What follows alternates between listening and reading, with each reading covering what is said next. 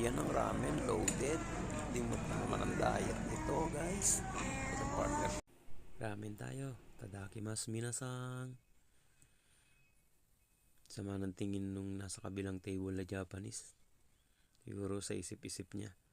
Kakain lang tong mga Pinoy na to. Binibidyo pa ang sarili. Kangkenayo. Miss ko kayang kumain ng ramen. Treat ko naman ang sarili ko. Lalo ng taglamig, naisip ko lang talaga kumain ng ramen. Big bowl nga pala itong in-order ko, guys. Nagtitinginin yung mga katabi ko. Sabi siguro, ba't naka-video pa to?